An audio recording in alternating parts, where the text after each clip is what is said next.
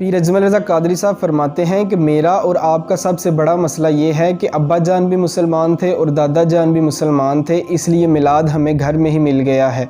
और इसीलिए अभी तक हम इसी सोच में पड़े हुए हैं कि क्या मिलाद करना चाहिए या नहीं करना चाहिए, क्या मिलाद मनाना चाहिए या नहीं मनाना चाहिए। और पीर अजमल रज़ा कादरी साहब तो फरमाते हैं कि इसीलिए मैंने इस बात पे दलीलें देना ही छोड़ दी हैं कि अभी तक सदियां गुजरने के बाद भी लोग इसी बात पे अटके हैं कि क्या मिलाद मनाएं या ना मनाएं। और आप फरमाते हैं कि अब ये ना पूछें कि मिलाद मनाएं या ना मनाएं, बल्कि अब ये पूछें कि क्या मिलाद की झंडियाँ बग़ैर वज़ू के लगा सकते हैं या वज़ू करके ही लगाना चाहिए। अब तो ये सवालात करने चाहिए कि क्या वज़ू करके ही मिलाद का लंगर बांटना चाहिए। तो खुदारा अपनी ज़िंदगियों को संवारें। और आज़म मरहूम चिश्ती ने तो यहाँ तक लिखा कि महबूबां ते नुक्ता चीनी जड़ा करन तो बाज नहीं आउंदा, असल मुनाफिक जानिए उसनू ओ झूठे प्यार जताउंदा, सानू दस्सिया इश्क दे मुफ्ती ने जड़ा मुड़ मुड़ प्या फरमाउंदा, आज़म जिथे दिल लग जावे उथे ऐब नज़र नहीं आउंदा।